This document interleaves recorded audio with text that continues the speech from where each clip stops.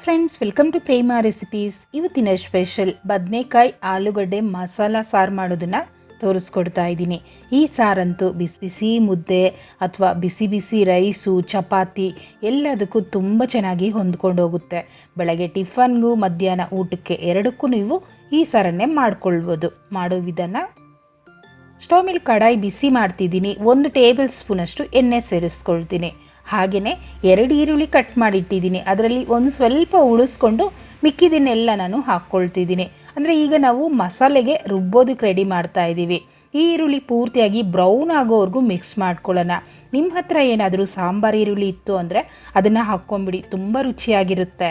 ನೋಡಿದ್ರಲ್ಲ, ಈ ರೀತಿ ಫ್ರೈ ಆಯಿತು. ಈಗ 1 ಟೀ ಸ್ಪೂನಷ್ಟು ಜೀರಿಗೆ, 1 ಟೀ ಸ್ಪೂನಷ್ಟು ಸೋಂಪನ್ನು ಹಾಕ್ತಾ ಇದ್ದೀನಿ. ಹಾಗೆ 2 ಟೊಮೊಟೊನು ಕಟ್ ಮಾಡಿ ಸೇರಿಸ್ಕೊಳ್ತಿದ್ದೀನಿ.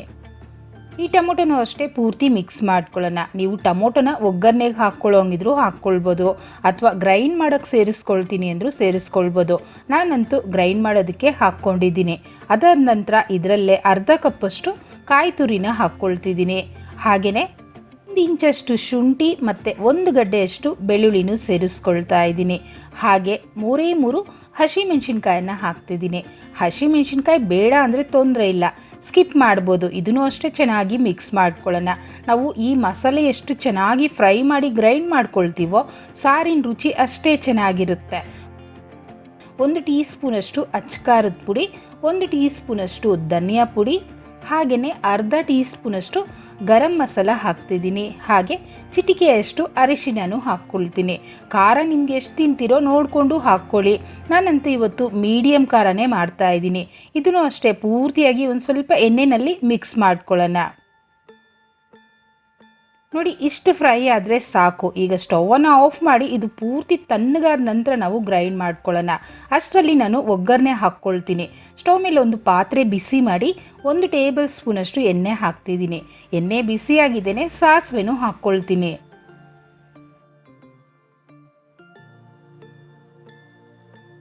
ಈಗ ಸಾಸಿವೆ ಚಿಟಪಟ ಅಂತ ಸಿಡಿತಾ ಇದೆ. ಹಾಗೆಯೇ ಈರುಳ್ಳಿನೂ ಸೇರಿಸ್ತಾ ಇದ್ದೀನಿ.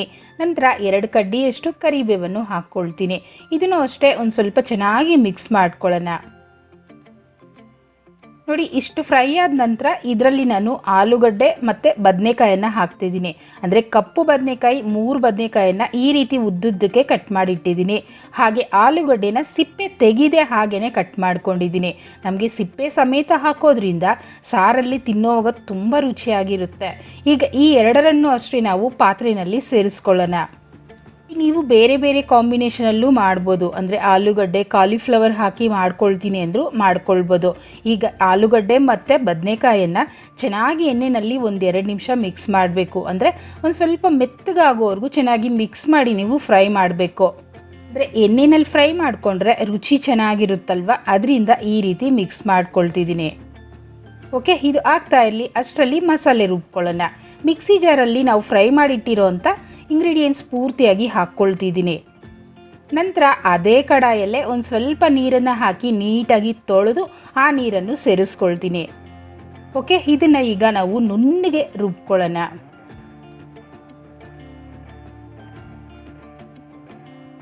ಅಷ್ಟರಲ್ಲಿ ನೋಡಿದ್ರಲ್ವ, ತರಕಾರಿ ಒಂದು ಸ್ವಲ್ಪ ಮೆತ್ತಗಾಗಿದೆ. ಈಗ ಗ್ರೈಂಡ್ ಮಾಡಿಟ್ಟಿರೋಂಥ ಪೇಸ್ಟನ್ನು ಸೇರಿಸ್ಕೊಳ್ತಿದ್ದೀನಿ. ನಂತರ ಅದೇ ಮಿಕ್ಸಿ ಜಾರಲ್ಲೇ 1 ಗ್ಲಾಸಷ್ಟು ನೀರನ್ನು ಹಾಕಿ ಆ ನೀರು ಹಾಕ್ಕೊಳ್ತಿದ್ದೀನಿ. ನೀರು ನೋಡ್ಕೊಂಡು ಹಾಕ್ಕೊಳ್ಳಿ ಎಷ್ಟು ಬೇಕು ಅಂತ. ಹಾಗೆ ರುಚಿಗೆ ತಕ್ಕಷ್ಟು ಉಪ್ಪನ್ನು ಹಾಕಿ ಪೂರ್ತಿ ಮಿಕ್ಸ್ ಮಾಡ್ಕೊಳ್ಳೋಣ. ಈ ಸಾರಂತೂ ನಿಮಗೆ ಯಾವ ರೀತಿ ಬೇಕು ಅಂದರೂ ಮಾಡ್ಕೊಳ್ಬೋದು. ಅಂದರೆ ನೀರಾಗಿ ಬೇಕು ಅಂದರೂ ಮಾಡ್ಬೋದು, ಅಥವಾ ಗಟ್ಟಿಯಾಗಿ ಗ್ರೇವಿ ಟೈಪಲ್ಲಿ ಬೇಕು ಅಂದರೂ ನೀವು ಮಾಡ್ಕೊಳ್ಬೋದು. ನಾನಂತೂ ಇವತ್ತು ಮೀಡಿಯಮ್ ಆಗೇ ಮಾಡ್ತಾಯಿದ್ದೀನಿ. ಈಗ ಲಿಡ್ಡನ್ನು ಕ್ಲೋಸ್ ಮಾಡಿ 4 ಅಥವಾ 5 ನಿಮಿಷ ಬೇಯಿಸ್ಕೊಳ್ಳೋಣ. ಓಕೆ, ಈಗ 5 ನಿಮಿಷ ಆಯಿತು. ಚೆನ್ನಾಗಿ ಕೊತ ಅಂತ ಕುದೀತಾ ಇದೆ. ತುಂಬ ಚೆನ್ನಾಗಿ ಘಮ ಬರ್ತಾ ಇದೆ.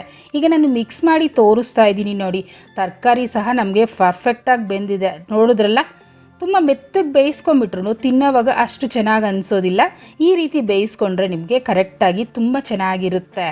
ಅದರಲ್ಲೇ ಒಂದು ಸ್ವಲ್ಪ ಕೊತ್ತಂಬರಿ ಸೊಪ್ಪನ್ನು ಹಾಕಿ ಮಿಕ್ಸ್ ಮಾಡ್ಕೊಳ್ತೀನಿ. ನೀವೊಂದು ಸ್ವಲ್ಪ ತುಪ್ಪ ಹಾಕ್ಕೊಳ್ಳೋಂಗಿದ್ರು ಹಾಕ್ಕೊಳ್ಳಿ.